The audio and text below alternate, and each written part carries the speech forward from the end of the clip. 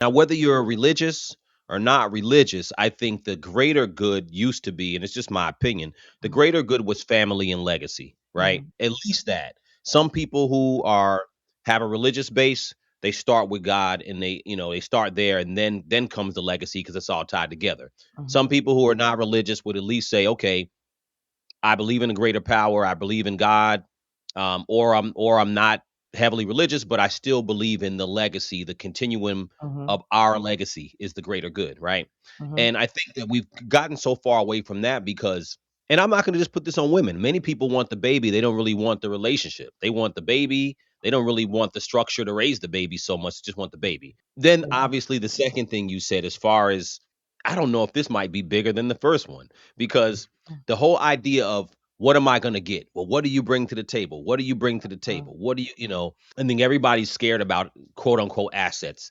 People who don't even have assets half the time are worried about their assets. So the Yeah. financial part it becomes something that's such a part of the conversation because like you said, I'll even say for men, there's definitely a push on men about, you know, don't get married, you're gonna lose everything, you're gonna lose whatever you work for and stuff like that.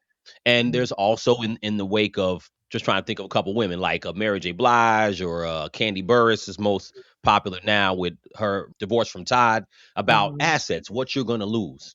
Okay, I get it, but I think part of it is really having good discernment and saying, okay, there is no guarantee when you marry someone, but if you have good discernment, you have a better chance of having a better situation.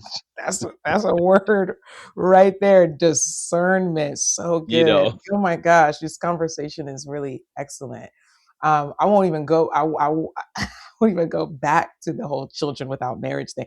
People, like you yeah, said, it's men and women want the baby without the family structure. I just want to highlight that. That's a problem. Like, please. so if somebody's listening to that and that's you, that's a real issue. I don't think people are really thinking that all the way through.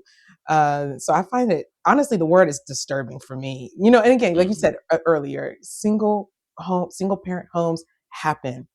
But to like consciously like desire that, want that, and then make decisions on purpose to make that happen, I think is uh, I'll, to be nice. I'll say it's misguided. I think I'll be nice. I won't assume any intentions, and I'm not going to do any of that. But I think it's misguided. So I think I think that's really concerning. Um, then coming back into, you mentioned the assets thing. I've been thinking about talking more about this idea of building with somebody. Now it sounds so simple, but for some reason it's just so hard for people to like. I don't think Yeah. we really thoroughly um, explored, extracted, and described what it means to build with someone. And you used a really great word, discernment, because we have a lot of people who are afraid to invest.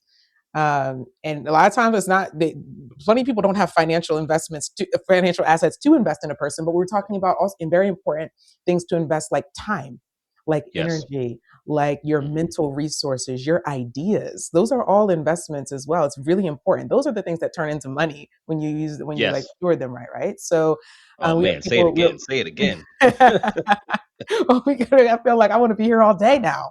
Um, so where people are afraid to invest, um, because it's like, what if I do this and it amounts to nothing, or I do it and we get married and then I lose my investment. But that word discernment is such a key word, because on one hand, you're right. If you invest all of these things, whether it's money, time, attention, your mental resources, your ideas, your intellectual property, like, I mean, all these kinds of things, your intangibles or tangibles, you invest these things in the wrong person, yeah, you're going to have a big problem. But what you don't, and then we see fallout publicly. We see fallout, and that's scary for a lot of people, right? What you don't know and what you don't see, and what I have the the benefit of being a therapist, get to see a lot of things on the inside.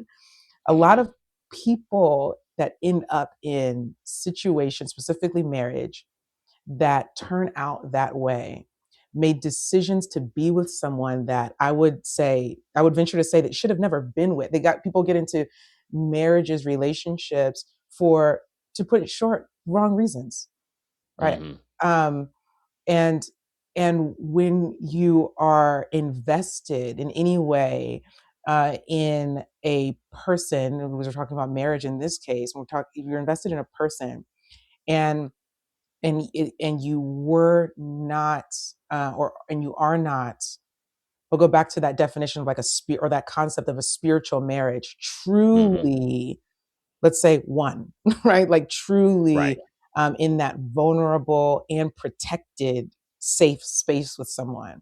Bad things happen. Bad things happen, to put it simply, because I could go on and on about this. So um, there's fear, I think, in building with someone, but not taking into consideration that that's the best thing you can do when you Right. discern on the front end and as you're going, right? Because it should only be more and more clear that it's a good idea. Like that, then you Yes. know it should only be more and more clear this is a Yes. good idea, Mhm. to keep investing in this person and Mhm. in this relationship, and then in this marriage. Um, so I so I think that those things, right? Then all, and I don't think we have enough conversation about what it's like to build with someone. There's a lot of show about what it looks like after the build, but Right. when you want that on the front end, I could go on and on. First of all, you got to be, coach. I don't know if I should say this, but Say it. I'll just Say speak it, to please. women. I was going to say this for. I was going to say this for a woman listening, okay, or for someone who shares with a woman.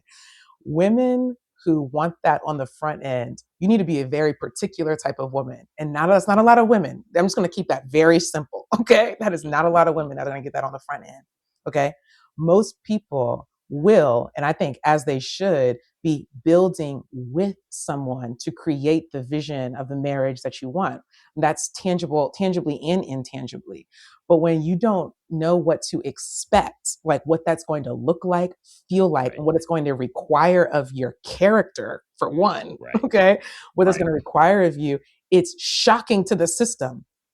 I think that's for men and women in different ways. Obviously, I can talk about it more from a women's perspective, but I think Sure. both. I think that there's a lack of understanding and misaligned or confused expectations of what it's like to build the relationship materially, and or I should say tangibly and intangibly, what it's like to build that with someone. And a lot of Yeah. people aren't equipped and don't expect what that looks and feels like, and they think that it's wrong or bad, or this isn't the right person, when it's a part of the process of the build. Right. So here's the issue I think for women in present Mhm. day. On the financial end, women are not fully dependent on men. Women have not been dependent on men for a long time, but they're really not dependent on men. So we work to get to a point, I think, in society where women could be autonomous and have the right to live up to their full potential and earn.